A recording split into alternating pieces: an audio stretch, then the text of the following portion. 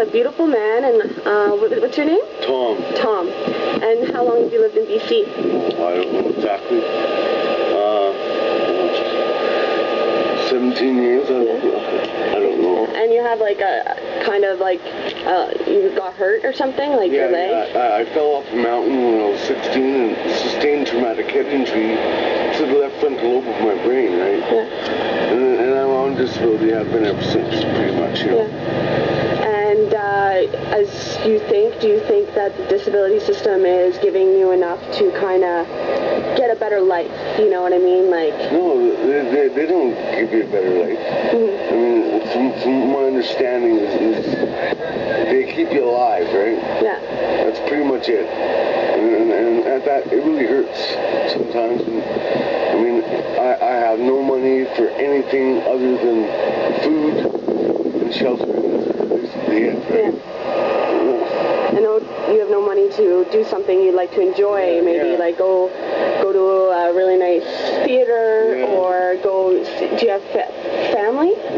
Yeah, my mother lives in town here. Yeah, that's good. At least she's close, right? That's important. So I haven't really talked to her for a long time. You know, we're not that close, I guess, but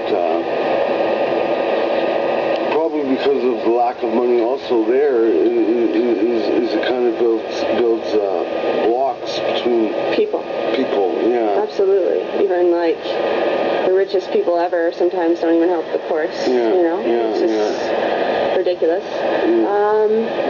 So what did you want to do with your life? I wanted to be a rock star. Yeah, so you played guitar or what? I played the bass. Nice.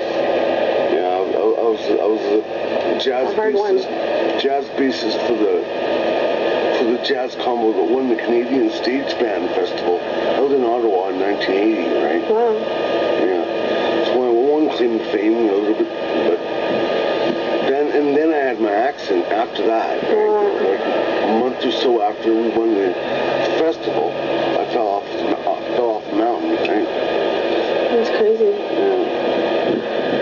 So, you just think that there should be definitely more help for people, you know, especially people with disabilities, because they can't always fight for themselves, and the system is just flawed, and it needs to be changed around. It's a new change. It's a new life. Like, this is 2012. Things need to be a lot better for people to have a prosperous life here in Canada. Well, no, you working for Tim Hortons, I mean, you're doing a great job, Rachel, and I mean, it's pretty great nowadays to have a job, right? Absolutely. Like, I don't know, I think I've told you this, there's a big sign out front that says, no panhandling, no loitering, right? Yeah. But I do, because the money's got to come from somewhere, right? Yeah, absolutely. And we all, and I don't care what anyone says, I believe that every human being in the world has addictions, right? Absolutely. And I'm not, by the government, able to meet the cost of those addictions, right? Yeah.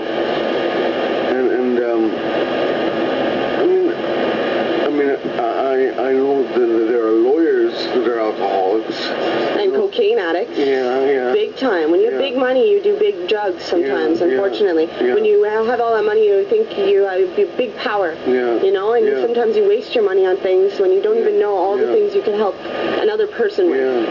You know, and you sniff it up your nose and you drink it down your throat, and it's gone the next day. But if you help those people, that's not gone the next day. They'll remember that for the rest of their lives, depending on what you do for them. That is cool. That's right on. Yeah. I completely agree. And it's just like, you know, no one's perfect. People make mistakes, and they shouldn't be judged their whole life, or even, you know, put to the side. Like, you're just as important as I am, and we're just as important as anyone else. The Pope. You know, or the Queen of England. We are just as important as them, and we deserve great things in our lives, and we shouldn't have anything less. You know? In every country. It isn't not just Canada, but Canada's setting the example, right? We're multicultural. We're bringing people together, families together. We're trying to change the world and make it a better place. You know what I mean? It's hard. It's very hard with tons of things going on, and I realize that. But if they had a certain placement program in place for people with disabilities where they'd get a check for their specific disability, but also be working and get that on top of their check to give them a little bit more substance, to give them a little bit more life. So they can go out and interact with the public. If they can't and they don't want to, it's their choice. They still get a little bit more because maybe some people have social anxiety. People have really sore legs. They can't stand for that long. You know, things have to be taken into consideration. It can't just be, you know, let them go and here's what you get and see you later. Hope it works out. Like, that's not right. You're not a number here. You are a person. You are a great person, and you deserve a wonderful future. That's great. Yeah. Great. Absolutely. What is he doing here? I'm just making a documentary to show that there are people out there that just need a little bit of help. It doesn't take much money to actually change a person's life. You set them up in a nice place, make sure they're okay, make sure they're well fed. If you have to send somebody, hire somebody to go over and make sure the food's in the fridge, the things are happening. Their addictions, if you need an addictions counselor as well, they're there too. They're not there to scold you and make you feel like crap. They're there to help you and get you off the drugs if that's what you want, get you off the alcohol if that's what you want, and change your life, you know? So I'm thinking about the government hiring more people in that profession to help the people that are struggling, right? And that's giving more money in the economy because you're hiring a younger generation who's been studying, and they're at Walmart right now, cashing a whole bunch of things in right now as we speak, while they could be helping people on the streets change their lives, and it's a beautiful cycle of positivity. And you can, like, people will start working, even the littlest things, like cleaning up garbage. I wouldn't even mind doing that. Give them a decent wage and... There's much right there, you know.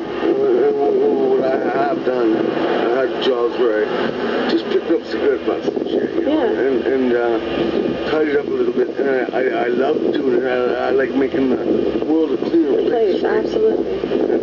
And I would love a job picking up the garbage and stuff. You know, even around here, Tim Hortons, right? Tim Hortons is a great, great place, you know. And I always loved coffee. That's good. It wakes you right up, right? So, I'm not too sure what else I can say, right? Well, that's perfect. I think we did great, and it's really nice talking to you, really nice meeting you, and I hope in the future I get to see you more, because I'll be going back to Ottawa. Oh, really? But I'll be coming back, hopefully, and just try to, you know, send a message to the Parliament and just about little things that they can make better, and the economy would run a lot smoother. Wow. So. Right on. Awesome. Right on. So it's a beautiful day today, and I was just down at a labor facility a couple days ago talking to a man about him getting his hearing aids. This is totally necessary for someone to live. They need to hear. It shouldn't be a 3-year process, and I'll be interviewing him later on in the documentary. And he was pretty riled up. His story is pretty unique. And so these things need to change. Simple things like this, people's teeth, if they do not have teeth, they cannot eat properly. This needs to be fixed.